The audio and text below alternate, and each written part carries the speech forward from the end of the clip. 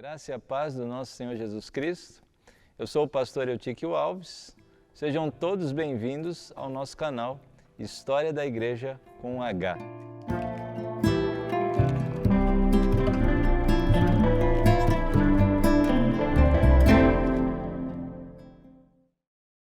E em nosso primeiro encontro, nós vamos falar da era apostólica, do primeiro século da história da Igreja, não é? Onde os apóstolos ainda estavam presentes e conhecido como o século da expansão da Igreja, tá ok?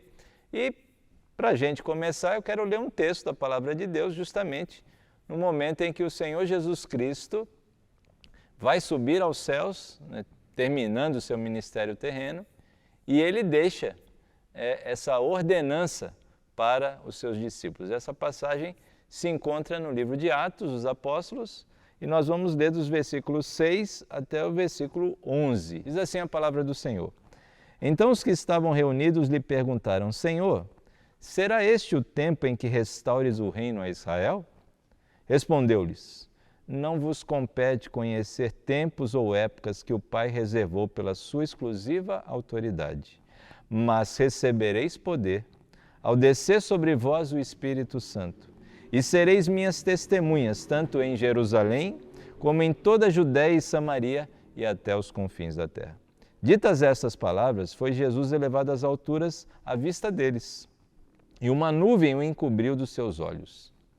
E, estando eles com os olhos fitos no céu, enquanto Jesus subia, eis que dois varões vestidos de branco se puseram ao lado deles, e lhes disseram: Varões galileus, por que estáis olhando para as alturas? Esse Jesus que dentre vós foi assunto ao céu, virá do modo como o vistes subir. Queridos, uma passagem muito conhecida, não é? Lucas aqui relatando essa fase final, essas palavras, últimas palavras, palavras de despedida do Senhor Jesus Cristo. E naquele momento, seus discípulos que passaram aqueles 40 dias após a sua ressurreição com o Senhor Jesus Cristo, ouvindo as coisas concernentes ao reino de Deus, eles fizeram uma pergunta ao Senhor. Eles perguntaram: será este o tempo em que restaures o reino a Israel? E a resposta do Senhor Jesus foi muito clara: não vos compete conhecer tempos ou épocas que o Pai reservou pela sua exclusiva autoridade. Não compete vocês saberem do tempo cronológico e do momento da história acerca daquilo que Deus reservou para a sua competência. E aí no versículo 8, que é o versículo-chave de todo o livro de Atos, ele fala: mas recebereis poder, ou seja, mas o que compete a vocês saber é que vocês vão receber poder ao descer sobre vocês o Espírito Santo. Ele está falando, é claro, 10 dias depois aconteceria o dia do Pentecostes, não é?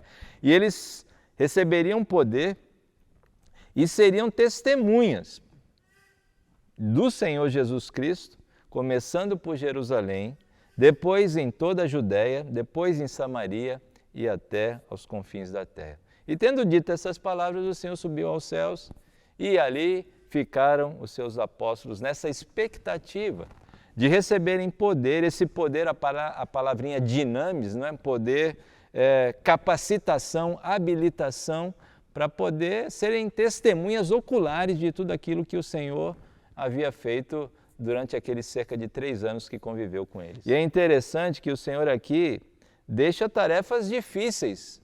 A palavra testemunha, martiriós, mostra que ser testemunha do Senhor nunca foi alguma coisa simples e fácil de se fazer. Porque o primeiro lugar que eles deveriam testemunhar era em Jerusalém. E se vocês vão lembrar, foi em Jerusalém que o próprio Senhor Jesus Cristo foi crucificado, ou seja, Jerusalém era lugar de perseguição, né?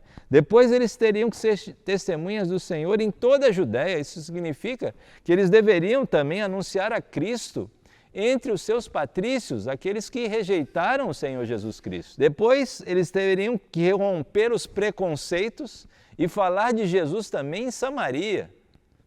E os judeus não se davam com os samaritanos. O Senhor Jesus Cristo mostra isso em João capítulo 4.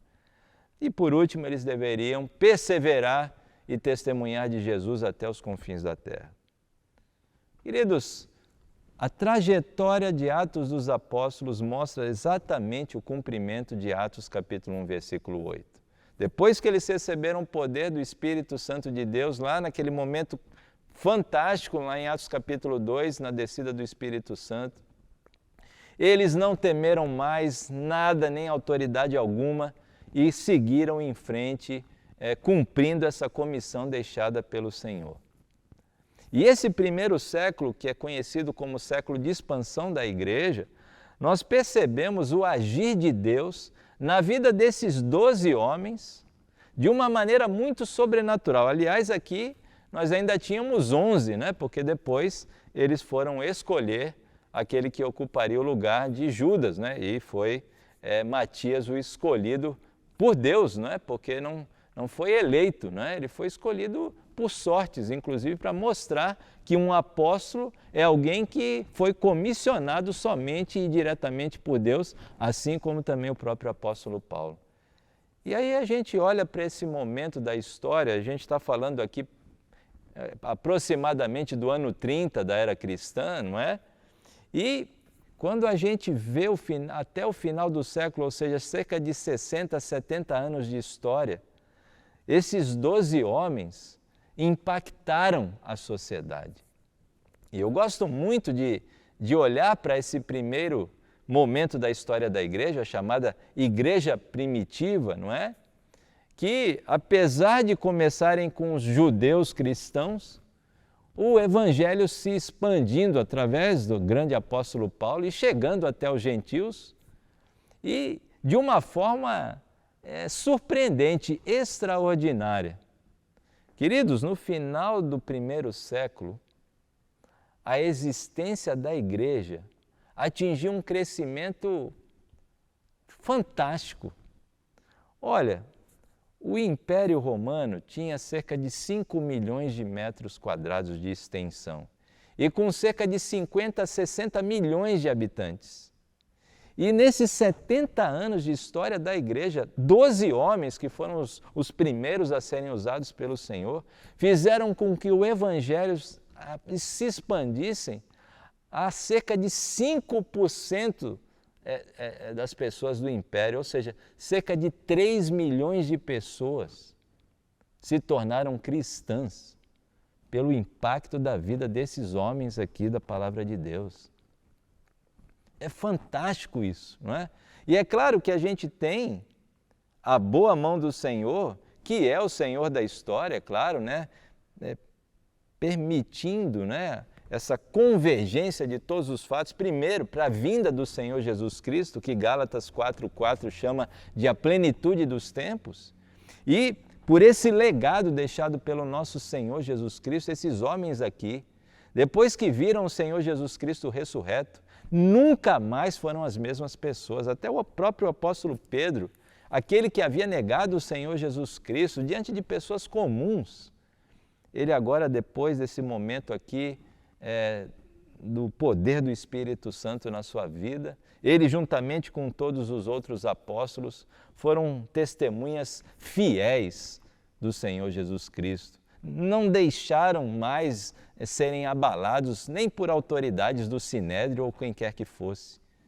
Você já parou para pensar nisso? Homens simples como eu e você, usados pelo Senhor, nação do Espírito de Deus, e 5 milhões de pessoas foram alcançadas, se transformaram cristãos no meio do Império Romano. Veja, e é por isso que a partir do segundo século, que nós vamos falar nos nossos outros encontros, a gente vai perceber que o Império Romano agora começa a perseguir os cristãos, porque eles se tornaram um problema para o Império. Aliás, você talvez deva saber que no ano 70, não é, com a queda de Jerusalém, né, os judeus eles perderam o seu referencial religioso de adoração, que era o templo. Mas aqueles que haviam sido alcançados pela graça salvadora de Cristo Jesus e que haviam se transformado então em cristãos, eles agora adoravam o Senhor em espírito e em verdade, como o Senhor Jesus Cristo ensinou para aquela mulher samaritana. Ou seja, adorar o Senhor do coração, de dentro para fora, e baseado na verdade, ou seja, não precisava de um local específico para adoração. E por isso que eles foram impactando a vida de todas aquelas pessoas ao longo do Império. Então, nesse nossa primeira abordagem acerca desse momento, o que nos chama a atenção primeiro é o cumprimento dessa determinação do próprio Cristo, do Senhor Jesus. Olha, vocês não fiquem preocupados com aquilo que não diz respeito a vocês, ou seja, não se preocupem com aquilo que é da exclusiva competência do meu Pai. Mas o que é da competência de vocês é que vocês já têm poder, não é? Ao descer sobre vós o Espírito Santo para serem minhas testemunhas.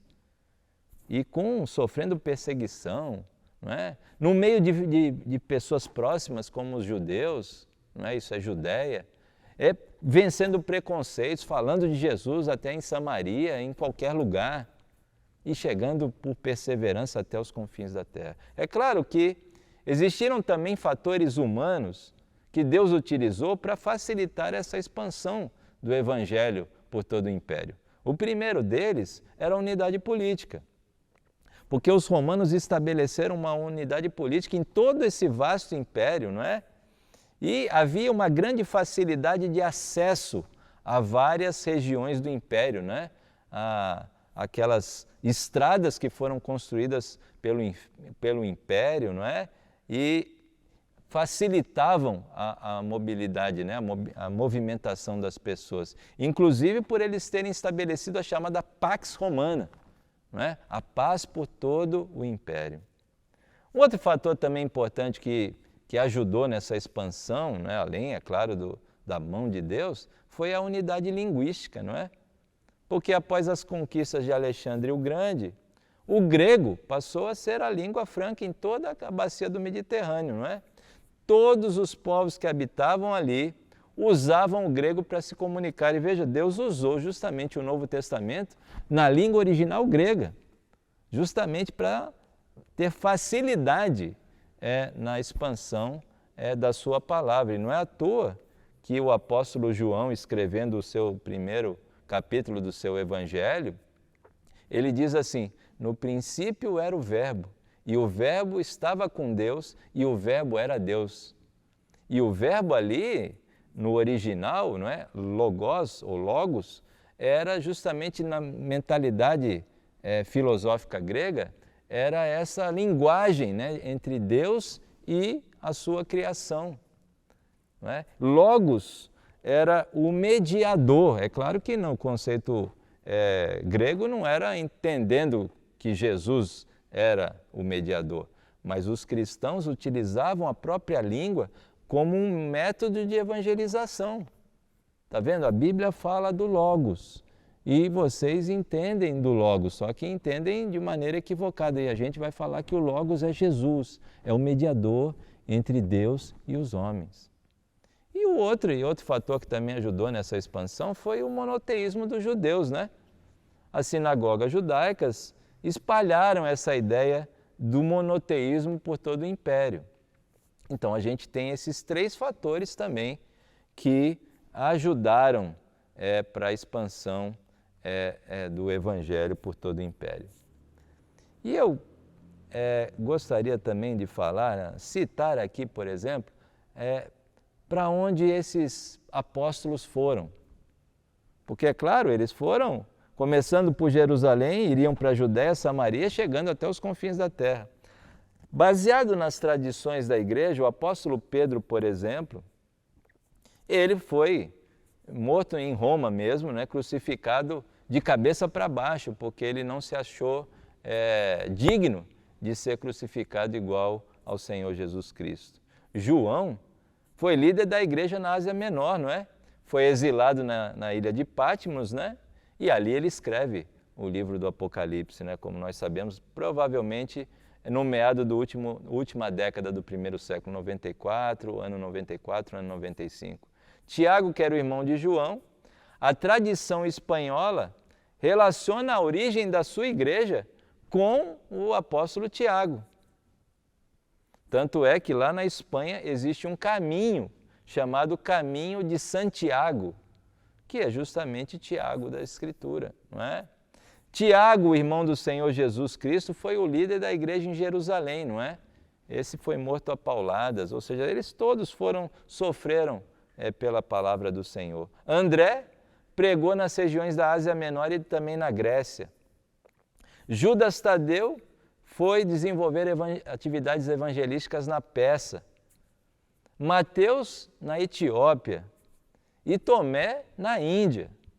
Ou seja, esses homens cumpriram com determinação aquela ordem deixada pelo nosso Senhor Jesus Cristo. E eu queria aqui encerrar, a gente ouve falar da história de 2000 anos atrás. O que serve para nós hoje? O que isso vai mudar a minha vida, vai mudar a sua vida? O que vai nos ajudar com essas informações a nos parecer mais com o nosso Redentor? E eu queria sugerir 3 aplicações, olhando para tudo aquilo que a gente falou aqui. A primeira delas, queridos, é competência. O Senhor Jesus Cristo disse para eles e disse também para nós hoje, olha, não compete a vocês se preocuparem com coisas que não dizem respeito a vocês. Mas o que é da minha e da sua competência? Já passou o tempo, eles já receberam poder 10 dias depois dessa fala. Todos nós temos capacitação do Espírito Santo para sermos testemunhas. É claro que eles foram testemunhas oculares, mas nós, daquilo que Deus nos fala na sua palavra, é da nossa competência. Nós somos testemunhas de Cristo Jesus. Lembrando que começando em Jerusalém eles, ou seja, nós vamos sofrer perseguição. Eles teriam que ir também para a Judéia, ou seja, nós temos que também testemunhar de Jesus Cristo entre pessoas próximas a nós, familiares, amigos. Eles também teriam que testemunhar de Jesus entre os samaritanos, ou seja, nós precisamos vencer o preconceito e falar de Jesus onde pessoas não querem ir. E também precisamos perseverar e chegar até os confins da terra. Hoje nós temos celulares para falar de Jesus, não justifica mais dizer que não dá para falar de Jesus. Então, primeira aplicação, isso é da nossa competência. Segundo, obediência. O Senhor Jesus aqui não dá uma sugestão para eles pensarem ou não em fazer. Ele determinou. Ele deixou uma comissão para que eu e você possamos não fazer membros de igrejas, mas fazermos discípulos de Cristo Jesus. Isso nós temos que investir tempo, nos dedicar, uma pessoa que seja, durante o ano, fazendo discípulos do Senhor. E a terceira e última aplicação, resiliência. A gente tem que ter resiliência. Olha, esses 12 homens impactaram vidas.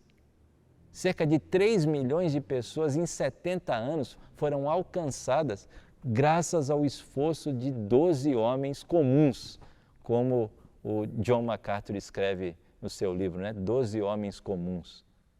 Então, queridos, isso é para mim e é para você. Competência, ser testemunha de Cristo. Obediência, cumprir a grande comissão, fazer discípulos do Senhor. E resiliência, precisamos ter a graça de Deus para podermos seguir em frente. Tá bom? E assim eu encerro, quero encerrar com uma palavra de oração e que o Senhor nos mova para a gente poder olhar para esses exemplos de homens comuns do passado e aplicar isso na nossa vida agora, nesse momento, no nosso presente. Vamos orar? Querido Deus, bondoso e amado Pai, muito obrigado, Deus, pelo início de tantos momentos maravilhosos que o Senhor falará ao nosso coração através desse canal. Senhor, usa a minha vida, mas que eu seja tão somente um instrumento nas Tuas mãos para que eu me esconda atrás da cruz de Cristo, para que só Jesus seja visto, exaltado e adorado por meio de tudo aquilo que nós vamos falar, porque vamos exaltar o nome de Cristo, porque a igreja é de Cristo, Ele é o Senhor da igreja. Obrigado pela vida de todos aqueles que vão participar desse canal e que possamos, ó Deus, aplicar tudo aquilo que nós vamos ouvir hoje, como ouvimos agora, obedecendo, sabendo o que é da nossa competência e também tendo resiliência, à luz do exemplo do nosso Redentor Jesus e também dos apóstolos de Cristo Jesus. E é em nome de Cristo que nós oramos e agradecemos. Amém. Deus abençoe e fique com Deus. Nos vemos no nosso próximo encontro no nosso canal. Que Deus te abençoe e fique com Deus.